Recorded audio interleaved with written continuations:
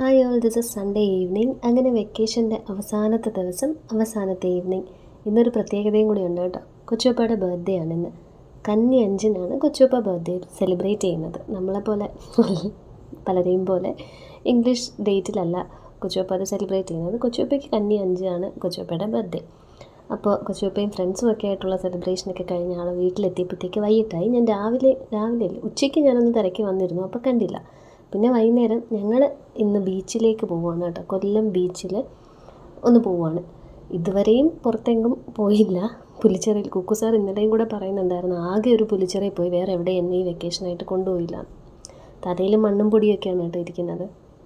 അങ്ങനെ പിന്നെ എന്തായാലും കുക്കു സാറിനെയും സേറമോളെയും നിലുവിനെയും കൂട്ടിയിട്ട് ബീച്ചിലേക്ക് പോകാമെന്ന് തീരുമാനിച്ചു.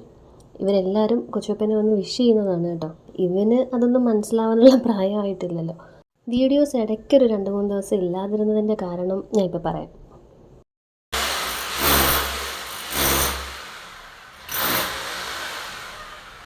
ഇങ്ങനെ ചില അറ്റകുറ്റപ്പണികൾ ഇവിടെ നടക്കുന്നതുകൊണ്ട് എനിക്ക് ഓഡിയോ ആഡ് ചെയ്യാനൊന്നും പറ്റാതിരുന്നത് കൊണ്ടുമാണ് ഞാൻ വീഡിയോ ഇടാതിരുന്നത് കേട്ടോ. ഞങ്ങളൊരു ഓട്ടോയിലാണ് പോകുന്നത്. ഈ ഓട്ടോ ഒരു ചേച്ചീനെയും കൊണ്ട് അവിടെ നിന്ന് ഇങ്ങോട്ട് വന്നതാണ്. കറക്റ്റ് സമയത്ത് ഞങ്ങളും പോയി അവിടെ നിന്നു. ബസ്സിന് പോകാനെന്നും പറഞ്ഞിട്ട് കുക്കുവും സേറയും കൂടെ ത്രില്ലടിച്ച് നിന്നതാണ് കേട്ടോ. ബസ്സിലൊക്കെ കയറിപ്പോകാൻ കുക്കു സാറിന് ഭയങ്കര ഇഷ്ടമാണ്. ചെറുപ്പത്തിൽ ഞങ്ങൾ പുലിച്ചെറയായിരുന്നു. ഞാനത് പറഞ്ഞിട്ടുണ്ട് പലപ്പോഴും, പിന്നെ കൺഫ്യൂസ്ഡ് ആക്കണ്ടെന്ന് കരുതിയിട്ടാണ് ഞാൻ വീണ്ടും പറയാത്തത്. ഞാൻ കിങ്സ് ഇൻ്റർനാഷണൽ സ്കൂളിലായിരുന്നു വർക്ക് ചെയ്തുകൊണ്ടിരുന്നത്. ആദ്യം സിറ്റാഡലിലായിരുന്നു. കുക്കുവിൻ്റെ പ്രഗ്നൻസിയും ഡെലിവറിയൊക്കെ കഴിഞ്ഞപ്പോഴേക്ക് ഡാഡി തന്നെ എന്നോട് ഇൻ്റർനാഷണൽ സ്കൂൾസിലൊക്കെ ഒന്ന് പോയിട്ട് വാ, ഒരു എക്സ്പീരിയൻസ് ആവുമല്ലോ എന്നൊക്കെ പറഞ്ഞിട്ട് ഞാൻ കിങ്സിലേക്ക് പോയി. ഇവിടുന്ന് ഇരവിപുരത്തുനിന്ന് രാവിലെ ഒരു 7:45 പള്ളിമുക്കിലെ ബസ് വരത്തുള്ളൂ. അപ്പോൾ അത്രയും ദൂരത്ത് പോയിട്ടാണ് ഞാൻ സ്കൂളിലോട്ടൊക്കെ പോയിരുന്നത്. പിന്നെ ചേച്ചിയും പിള്ളേരും ഒക്കെ കൂടെ ചേട്ടൻ്റെ അടുത്തേക്ക് ദുബായിലേക്ക് പോയി കഴിഞ്ഞു. അവിടെ സെറ്റിലാവാനുള്ളൊരു പ്ലാനിലാണ് പോയത്. അപ്പോൾ ഞങ്ങൾ പുലിച്ചെറിയിലോട്ട്, ഇപ്പോൾ ചേച്ചിയൊക്കെ താമസിക്കുന്ന വീട്ടിലാണ് ഞങ്ങൾ പിന്നെ താമസിച്ചത്. ഒറ്റയ്ക്ക് താമസിക്കാൻ നിനക്കൊരാഗ്രഹം കാണത്തില്ലേ എന്നൊക്കെ പറഞ്ഞിട്ടാണ് ചേച്ചി എന്നെ ഇരികേറ്റി അങ്ങോട്ടേക്ക് വിട്ടത്. ആ സമയത്ത് ഞാനും കുക്കു ആലൻ ഇവിടെ തന്നെ ആയിരിക്കും. സിസിജി പോയിട്ട് നേരെ വൈകിട്ട് ഇങ്ങോട്ട് വരും. ഞങ്ങൾ ഈ AVK എന്ന് പറഞ്ഞ ബസ് മാക്സിമം എക്സ്പ്ലോർ ചെയ്തിട്ടുണ്ട് പുലിച്ചെറിയിലായിരുന്ന സമയത്ത്. പിന്നെ ഈ നിലുവിൻ്റെ പ്രഗ്നൻസിയും കോംപ്ലിക്കേഷൻസും ഒക്കെ ആയപ്പോഴാണ് കേട്ടോ ഞങ്ങൾ ഇങ്ങോട്ടേക്ക് തിരിച്ചു പോരുന്നത്. അപ്പോഴേക്ക് ചേട്ടന് അവിടെ വർക്ക് ഫ്രം ഹോം കിട്ടി. അവർ തിരിച്ചങ്ങോട്ടേക്കും വന്നു. അങ്ങനെയാണ് ഇതിപ്പോൾ വീണ്ടും ഇങ്ങനെയൊക്കെ ആയത്. ഇവിടെ വന്നപ്പോൾ ഇത്രയും ആൾക്കാരെയൊക്കെ കൂടെ കണ്ടപ്പോൾ നിലുവിന് ആദ്യം ഒരു ചെറിയ മടിയൊക്കെ ഉണ്ടായിരുന്നു കേട്ടോ ഇതിൻ്റെ അകത്തൊക്കെ കയറാനായിട്ട്. ഒരു അനക്കവും ഇല്ലാതെ ഇങ്ങനെ ബബിയാൻ്റിയുടെ തോളത്ത് തന്നെ ഇരിപ്പായിരുന്നു. പിന്നെ കുറച്ച് നേരം കഴിഞ്ഞിട്ടാണ് ആളൊന്ന് ഉഷാറായി തുടങ്ങിയത്. ഇത് പ്രോപ്പർ കൊല്ലം ബീച്ചല്ല. ബീച്ചിന് നേരെ ഓപ്പോസിറ്റായിട്ട് ജലകേളി കേന്ദ്രം എന്ന് പറഞ്ഞിട്ട് ഞങ്ങളെ പറ്റിക്കാൻ ടൂറിസം വകുപ്പിൻ്റെ ഒരു പരിപാടിയായിരുന്നു ഇത്. ഇവിടുന്ന് ആലപ്പുഴ വരെ ബോട്ട് സർവീസ് ഉണ്ടാവും എന്നൊക്കെ പറഞ്ഞിട്ടാണ് ഞാൻ മുൻപ് പറഞ്ഞതുപോലെ ഈ കായലോരത്ത് നിന്ന് 2 വരിയായിട്ട് നിന്നിരുന്ന വീടുകളൊക്കെ അവരെടുത്തത്, പൊളിച്ചു മാറ്റിയത്. ആ വികസനമൊക്കെ നടന്നു. കായലിലിപ്പോൾ എന്താ പറയുന്നത്, കായൽ കാണാൻ നല്ല ഭംഗിയുണ്ട്. പക്ഷേ അതിന് ചുറ്റും പിന്നെ വേസ്റ്റൊന്നും ഇടാതിരിക്കാനും പിന്നെ ആരും കൊണ്ട് കുടിലൊന്നും കെട്ടാതിരിക്കാനായിട്ട് ഇവർ ഗ്രില്ലൊക്കെ കൊണ്ട് നെറ്റൊക്കെ അടിച്ച് സെറ്റ് ചെയ്തിട്ടുണ്ട്, ഇരുമ്പിൻ്റെ വേലി പോലെ. പക്ഷെ അതിൽ മുഴുവൻ ഇപ്പോൾ ചെടിയൊക്കെ വളർന്ന് സംഭവം മൊത്തം തുരുമ്പടിച്ച് ഇപ്പോൾ എന്തായാലും ഇതിങ്ങനെയൊക്കെ നിൽപ്പുണ്ട്. ഈ ആലപ്പുഴ വരെയുള്ള ബോട്ട് സർവീസ് ജ്യോതിയും വന്നില്ല തീയും വന്നില്ല എന്നുള്ള രീതിയിൽ അതും അവിടെ തന്നെ നിൽപ്പുണ്ട്. ഈ ഒരു പ്രോപ്പർട്ടിയുടെ ഈ ജലകേളി കേന്ദ്രം എന്ന് പറഞ്ഞ് ബീച്ചിന് ഇപ്പുറത്തായിട്ട് ഈ തുടങ്ങിയിരിക്കുന്ന സംഭവത്തിൽ നിന്ന് അത്യാവശ്യം വരുമാനം കിട്ടുന്നുണ്ട് KTDCക്ക്. പിന്നെ ഇവിടുന്ന് ചെറിയൊരു ബോട്ട് സർവീസൊക്കെ ഉണ്ട്, പക്ഷേ ഇത്തിരി ദൂരം മാത്രം. കാരണം കുറച്ച് അങ്ങോട്ടൊക്കെ പോയി കഴിഞ്ഞാൽ പോകാൻ പറ്റത്തില്ല. വീണ്ടും ഈ പായൽ മൂടി കിടക്കുവാണ്. പ്രോപ്പറായിട്ട് അതിൻ്റെ മെയിൻ്റനൻസോ അല്ലെങ്കിൽ ഒരു സംഭവം തുടങ്ങാൻ പോകുന്നു എന്ന് കേട്ടാൽ നമുക്ക് കണ്ടാൽ മനസ്സിലാവുമല്ലോ. ഇത് ഇപ്പോഴെങ്ങും വരാൻ പോകുന്നില്ല എന്ന് ഏതായാലും ഉറപ്പായി. ഭാവിയിൽ ഈ കുക്കുവിൻ്റെയോ സേറയുടെയോ ഒക്കെ മക്കൾക്ക് ചിലപ്പോൾ ഇവിടുന്ന് ആലപ്പുഴ വരെ ബോട്ട് സർവീസിൽ പോകാൻ പറ്റും. പിന്നെ ഞങ്ങൾ വൈകുന്നേരത്തെ ചായയോടെയൊക്കെ കഴിഞ്ഞിട്ട് തന്നെയാണ് ഇറങ്ങിയത്. ഇവിടെ നല്ല ചൂടോടെ ബജ്ജി പൊരിക്കുന്നുണ്ട് കേട്ടോ.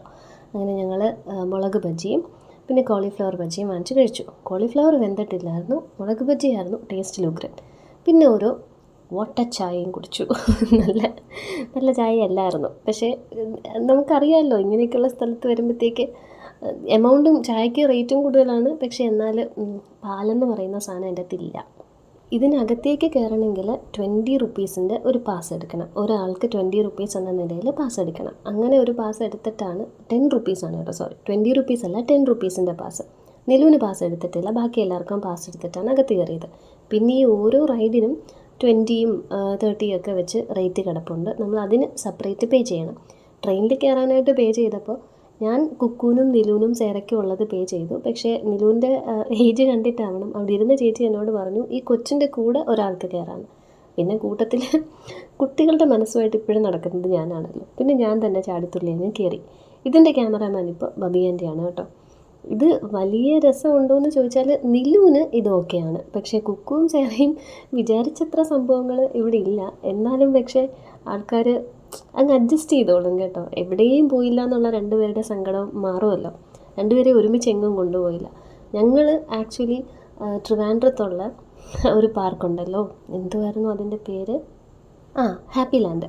ഹാപ്പി ലാൻഡിൽ ഞങ്ങൾ പോകാം എന്ന് തീരുമാനിച്ച് അന്ന് തുടങ്ങിയ മഴയാണ് പിന്നെ നിർത്താതെ സ്കൂളൊക്കെ തുറക്കുന്നവരെയും പെയ്തുകൊണ്ടിരുന്നത്.